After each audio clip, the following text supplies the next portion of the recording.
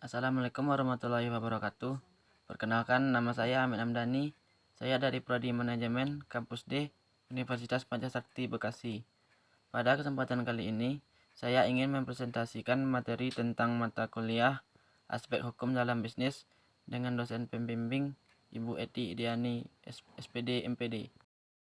Pengertian ilmu hukum, pengertian hukum, dan pengertian hukum bisnis.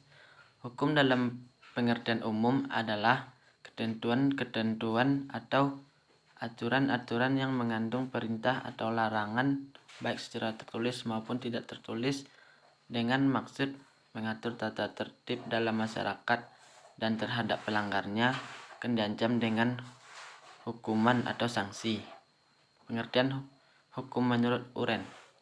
Hukum adalah himpunan peraturan atau perintah-perintah dan larangan-larangan yang mengurus tata tertib suatu masyarakat dan oleh karena itu harus ditaati oleh masyarakat itu. Pengertian hukum bisnis. Istilah hukum bisnis atau business law, bisnis, usaha dagang atau urusan sebagai perusahaan komersial, profesi atau perdagangan yang didirikan dengan tujuan untuk memperoleh keuntungan. Hukum bisnis keseluruhan hukum positif yang mengatur hak perikatan dalam aktivitas bisnis. Hukum perikatan dan perjanjian. Perikatan dan perjanjian suatu hal yang berbeda. Perbedaan dapat dilihat dari sumber lahirnya perkaitan. Dengan kata lain, suatu perjanjian yang dibuat dapat menyebabkan lahirnya perikatan bagi pihak-pihak yang perikatan dan perjanjian.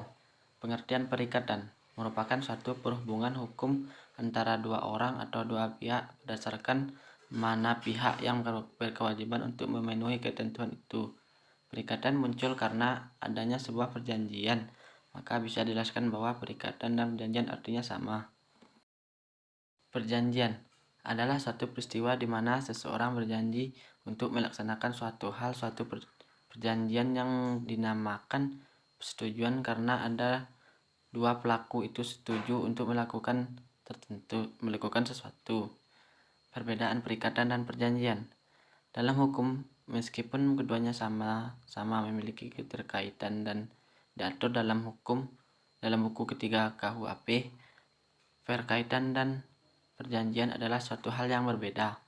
Freud subjektif dalam bukunya yang memberikan definisi perikatan sebagai suatu hubungan hukum antara dua orang atau dua pihak, di mana dua pihak yang satu berkaitan menuntut suatu hal dari pihak yang lain untuk pihak yang berkewajiban untuk memenuhi tuntutan tersebut. Sedangkan pasal 313 KUHP menyebutkan bahwa perjanjian adalah suatu perbuatan dengan satu orang lain atau lebih. Dari definisi tersebut dapat diperlihatkan bahwa perjanjian dapat menimbulkan perikatan, tapi perikatan tidak hanya ada karena perjanjian, melainkan juga hal lain, misalnya karena undang-undang. Persamaan perikatan dan perjanjian. Persamaan hubungan antara perikatan dan perjanjian adalah bahwa perjanjian itu menerbitkan perikatan. Perjanjian adalah sumber perikatan di samping sumber-sumber lain. Suatu perjanjian juga dinamakan persetujuan karena dua pihak itu setuju untuk melakukan sesuatu. Perlindungan konsumen. Perlindungan konsumen merupakan segala upaya yang menjamin adanya kepastian hukum untuk memberi perlindungan kepada konsumen. Hak-hak konsumen ketika belanja. 1. Hak atas kenyamanan dan keamanan. 2. Hak untuk memilih barang. 3. Hak atas informasi yang benar. 4. Hak atas pendapatnya. 5. Hak atas pembinaan. 6. Hak untuk dilayani. 7. Hak untuk dapat kompensasi. Keunggulan kompetitif adalah kemampuan perusahaan untuk memiliki kinerja yang jauh lebih tinggi dan unggul dibandingkan kompetitor dalam industri sejenis melalui karakter usaha. Contoh keunggulan kompetitif seperti AirAsia, di mana maskapai tersebut menawarkan harga penerbangan rute nasional dan internasional yang rendah atau murah, di mana harga penerbangan tersebut dapat dikatakan yang sangat berbeda dengan harga-harga yang biasa ditawarkan maskapai lain. Bentuk-bentuk badan usaha. CV, sering disebut dengan persekutuan komanditer, secara umum adalah sebuah badan usaha alternatif dengan permodalan yang terbatas, yang didirikan karena terdapat kerjasama antara dua orang atau lebih yang terdiri dari orang-orang yang bertanggung jawab mengatur perusahaan dan orang yang memberikan tanggung jawab terbatas pada perusahaan. Dasar hukum CV. Dasar hukum pendirian CV diatur dalam Kitab Undang-Undang Hukum Dagang atau KUHD, khususnya pasal 19 sampai dengan 21 yang mengatur tentang persekutuan komanditer atau CV. Tujuan pendirian CV agar mampu melakukan bentuk kegiatan usaha yang sama seperti bentuk perseroan lain atau berbeda, yang bersifat umum atau khusus sesuai dengan tujuan atau keinginan para pendiri perseroan tersebut. Firma, persekutuan yang menjalankan usaha secara terus-menerus dan setiap sekutunya berhak bertindak atas nama persekutuan. Dasar hukum firma. Persekutuan firma merupakan bagian dari persekutuan perdata. Maka dasar hukum persekutuan firma terdapat pada pasal 16 sampai dengan pasal 35 Kitab Undang-Undang Hukum Dagang atau KUHD, dan pasal lainnya dalam Kitab Undang Hukum Perdata atau KUH Perdata yang terkait. Tujuan pendirian firma. 1. Persekutuan firma adalah persekutuan yang diadakan untuk menjalankan sesuatu perusahaan dengan memakai nama bersama. 2. Memperluas usaha dan menambah modal agar lebih kuat dan mampu bersaing perusahaan yang lain. 3. Untuk memperluas usaha dan menambah modal agar lebih kuat dan mampu bersaing dengan perusahaan yang lain. Teknik pendirian firma. 1. Lakukan pembuatan akta pendirian firma. 2. Proses pembuatan surat keterangan domisili perusahaan atau SKDP. 3. Pengajuan nomor pokok wajib pajak atau NPWP.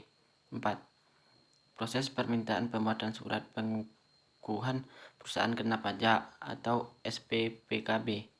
5. Lakukan pendaftaran akta pendirian firma di pengadilan negeri.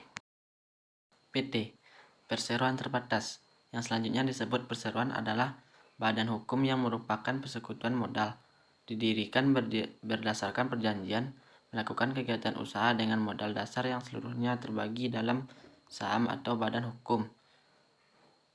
Perorangan yang memenuhi kriteria usaha mikro dan hasil sebagaimana diatur dalam peraturan perundang-undangan mengenai usaha mikro dan kecil.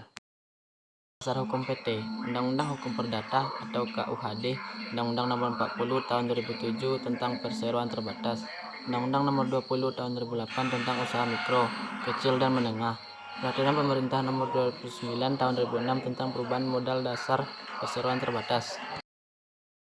Teknik pendirian PT. 1. Pengajuan nama perseroan terbatas. 2. Pembuatan akta pendirian PT. 3. Pembuatan SKDP. 4. Pembuatan NPWP. 5. Pembuatan anggaran dasar perseroan. Tujuan pendirian PT. Tujuan didirikannya perseroan dinyatakan secara tegas dalam pasal 1 angka 1 Undang-Undang BUMN adalah untuk mengejar keuntungan. Berakhirnya perseroan. Menurut pasal 142 ayat 1 Undang-Undang Nomor 40 Tahun 2007 tentang perseroan terbatas atau UU PT, berakhirnya perseroan. Yayasan. Yayasan merupakan badan usaha yang dibentuk untuk kegiatan sosial atau pelayanan masyarakat. Tujuannya memberikan pelayanan seperti kesehatan atau pendidikan atas pemberdayaan masyarakat umum dan tidak mencari keuntungan. Dasar-dasar hukum.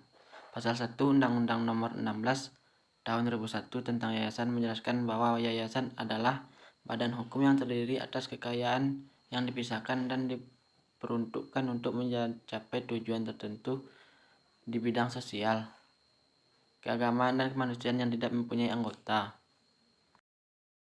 Teknik pendirian. 1. Yayasan didirikan oleh suatu orang atau lebih dengan memisahkan sebagian harta kekayaan dirinya sebagai kekayaan rakyat. 2. Pendirian yayasan dilakukan dengan fakta notaris dibuat dalam bahasa Indonesia. 3. Yayasan dapat didirikan berdasarkan surat wasiat. Tujuan pendirian yayasan. 1. Untuk mencapai tujuan tertentu di bidang sosial, keagamaan, dan kemanusiaan. 2.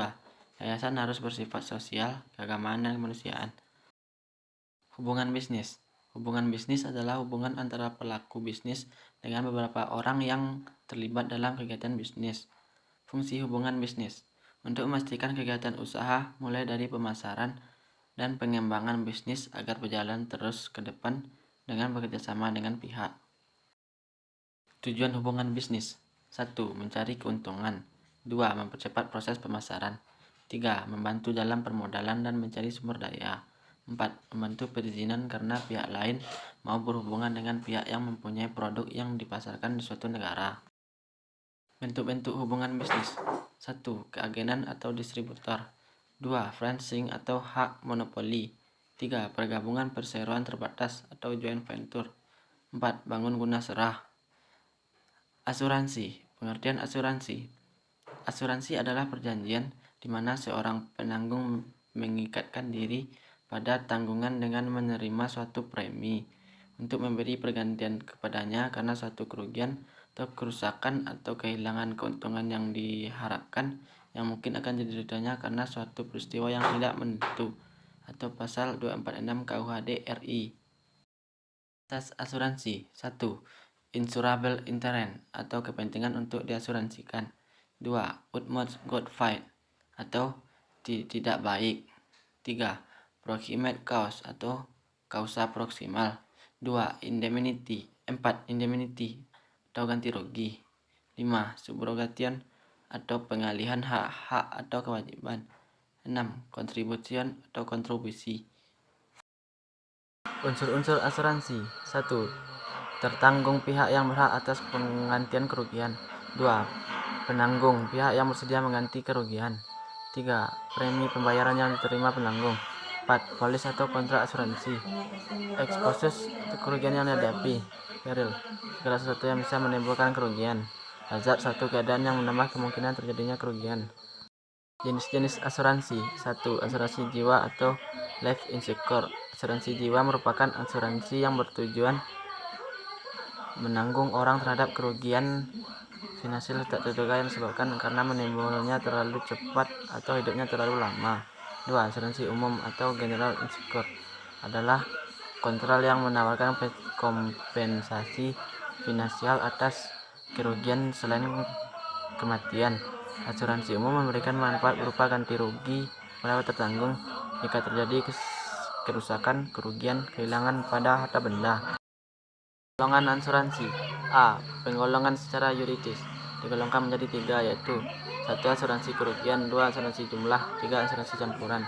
B. Penggolongan berdasarkan kriteria ada tidaknya kehendak bebas para pihak digolongkan menjadi 2, yaitu 1. Asuransi sukarela. 2. Asuransi wajib. C. Penggolongan berdasarkan tujuan digolongkan menjadi 2. 1. Asuransi komersial. 2. Asuransi sosial. D. Penggolongan berdasarkan sifat dari penanggung digolongkan menjadi 2, yaitu 1. Asuransi premi. 2. Asuransi saling menanggung.